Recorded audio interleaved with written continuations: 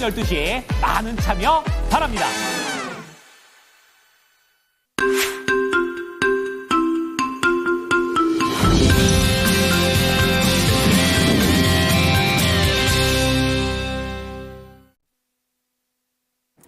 좋은 아침입니다. 모닝쇼 이건입니다. 자, 뉴욕 증시는 간밤에 상승하면서 일제히 거래를 마쳤습니다. 자, 그러한 가운데 관세와 관련해서 이제는 어느 정도 합의가 된 국가가 있다. 결과물들이 나오기 시작했습니다. 자, 그렇게 되면서 관세에 대한 우려가 줄어들었고 시장에서는 이러한 부분들을 긍정적으로 해석을 했습니다. 다만 경제 지표는 이런 정책 때문에 후폭풍으로 계속해서 부진하게 나왔다라는 점이 옥에 튀었었는데요. 이렇게 호재와 악재가 서로 상쇄를 하게 되면서 제한적인 상승세를 보이며 거래를 마쳤습니다. 자, 오늘도 모닝쇼를 통해서 시장을 한눈에 정리해 보시기 바랍니다. 첫 번째 하이라이트입니다. 미국의 상무장관이 이제 무역 합의의 첫 번째 국가가 있다 이렇게 얘기를 했습니다. 직접적으로 어떤 국가다라고 얘기를 안 했지만 시장에서는 그 국가는 인도 같다라고 얘기를 하게 되면서 이제 어느 정도 결과가 나왔다라는 점을 긍정적으로 봤습니다. 자, 두 번째로 볼 것은요. 그럼에도 불구하고 이제 경제 지표는 조금씩 안 좋아지고 있는 그런 상황이 되겠습니다. 구인 규모에 대한 그런 내용들도 나왔었고, 그리고 소비자 신뢰 지수 역시 모두 다 약간은 이제 부진한 흐름으로 나오게 되면서 숫자로는 걱정을 끼쳤었던 하루가 되겠습니다. 자, 밑으로 내려와 보시면 오늘 특징주 준비가 되어 있는데요. 테슬라가 계속해서 빠른 회복세를 보여주고 있습니다. 트럼프 대통령의 자동차 관세와 관련된 정책에 호재를 좀 입게 되면서 이날은 테슬라도 올랐고 다른 전기차도 동반해서 양호한 흐름을 보였습니다. 두 번째 종목은 좀 생소하실 수는 있는데요. 힘스앤허스라고 해가지고 미국의 헬스케어 플랫폼입니다. 여기서 약 같은 거를 사는 이제 그런 내용이 되겠는데요. 비만 치료제를 여기에서 살 수 있게 되었다라는 그런 내용에 따라서 그야말로 급등을 하는 모습을 보여줬습니다. 자, 그런 가운데 실적 발표는 계속 이어지고 있습니다. 그런 건 우리 국내에서도 이제 은행 관련된 종목들이 경기는 어렵지만 돈을 많이 벌고 있다라는 그런 내용을 전해드린 바 있었는데요. 외국도 마찬가지인 것 같습니다. 독일의 최대 은행이죠. 도이치뱅크. 이날 실적을 잘 나오게 했다고 얘기를 하게 되면서 이날 강세를 띄었고요. 마지막으로 시간 외에서 실적이 나와서 크게 밀리고 있는 종목입니다. 슈퍼 마이크로 컴퓨터가 되겠습니다. 실적 부진에 의해서 현재 시간 외에 두 자릿대의 하락률을 보이고 있습니다. 자, 오른쪽 상단으로 넘어와 보시면 오늘 모닝 뉴스 준비가 되어 있는데요. 첫 번째는 소송 관련된 내용입니다. 지금 야당의 이재명 대선 후보가 결정된 가운데 이재명 대선 후보의 리스크로 안고 있는 이런 선거법 위반과 관련된 일정들이 좀 구체화되고 있는 상황입니다. 관련주들한테는 어떻게 영향을 미치게 될지 악재의 규모 좀 알아보도록 하겠고요. 두 번째로 볼 것은 M&A입니다. 오늘 M&A 소식이 한 3가지 정도가 있는데 그중에 첫 번째가 웅진입니다. 상조 1위 기업을 품는다라는 내용을 보여주게 되면서 그동안의 렌탈뿐만이 아니라 상조 쪽으로도 범위를 넓혀가는 모습입니다. 자, 마지막으로 보셔야 될 것도 역시 M&A와 관련된 내용인데요. 아이톡시라는 그런 내용이 되겠습니다. 6년 만에 갓 오브 하이스쿨과 관련해서 이 게임 웹툰 IP가 되겠습니다. 관련된 지분을 상당히 취득을 하게 되면서 새로운 사업에 대한 기대감을 끌어올렸습니다. 자, 밑으로 내려와 보시면 오늘 리포트 준비가 되어 있는데요. 첫 번째는 현대백화점입니다. 목표가와 관련해서 부진한 모습을 보여주고 있다는 내용인데요. 1분기 실적과 관련해서 개선이 되는 부분들도 있다라고 얘기를 하고 있지만 여전히 이 매크로적인 이슈에서 경기가 둔화되고 있다는 것은 현대백화점 입장에서는 쉽지 않은 컨트롤하기 힘든 그런 재료가 되고 있습니다. 하지만 모멘텀은 계속 상존한다는 내용이고요. 두 번째는 에코프로 BM이 되겠습니다.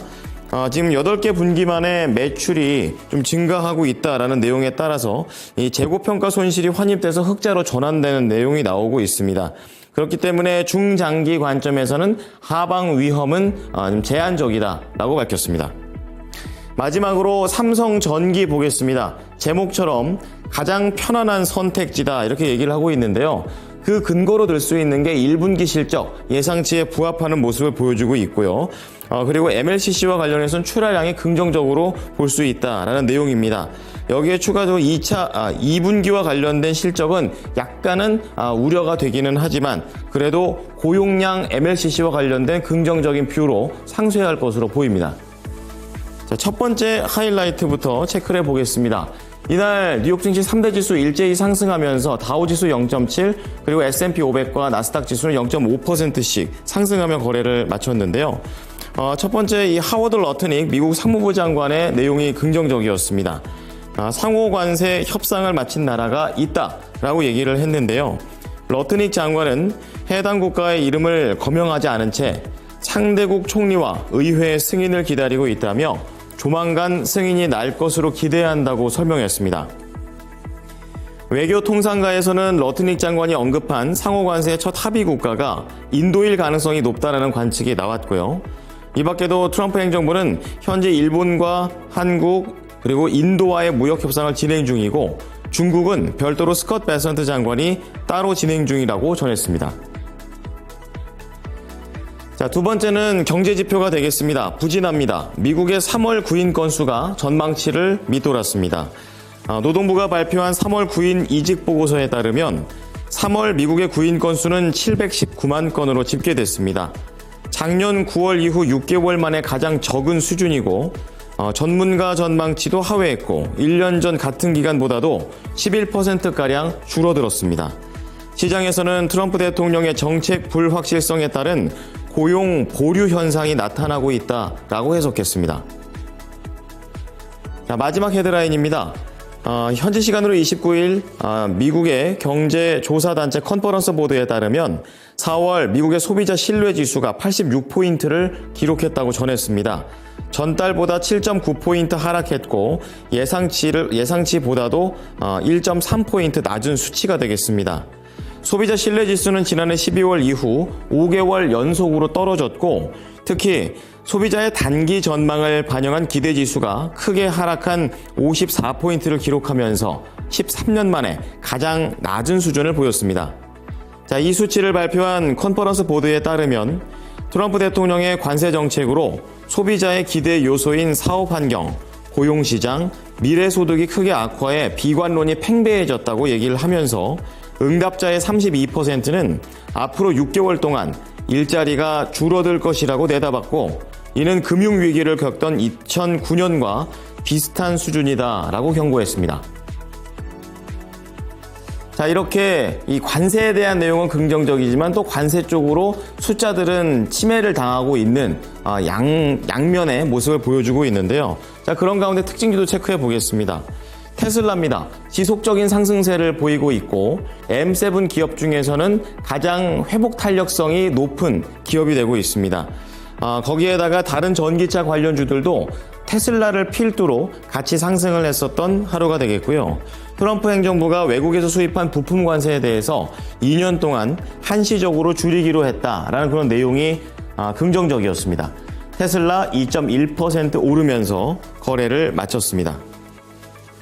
두 번째 종목은 미국의 헬스케어 플랫폼 힘스앤허스입니다. 급등했고요. 이 노보노디스크가 비만 치료제인 위고비를 이 플랫폼에서 판매하겠다라고 얘기를 하게 되면서 강세를 띄웠습니다. 자, 음봉 마감했지만 23%나 급등했습니다. 35달러의 종가를 형성했습니다. 자, 세 번째 종목은 도이체방크입니다. 강세를 띄웠고요. 이 독일의 최대 은행이 되겠습니다. 호실적을 발표한 가운데 특히 1분기 수익이 39%나 늘었다라는 것에 시장에서는 초점을 맞췄습니다. 자, 이날 도이치뱅크는 4% 오른 26달러의 거래를 마쳤습니다. 자, 마지막으로 시간 외에 현재 크게 좀 밀리고 있는 종목입니다. 슈퍼마이크로 컴퓨터인데요. 애프터마켓에서 15.48% 현재 하락하고 있습니다. 실적이 부진했습니다. 매출과 주당 순이익 예상치를 모두 다 하회했고 사측에서는 고객들의 플랫폼 결정이 지연되면서 일부 매출이 4분기로 밀렸다라고 얘기한 것이 악재였습니다. 지금 장중에서는 어쨌든 3.4% 밀렸고 시간 외에서 추가 하락이 나오고 있습니다.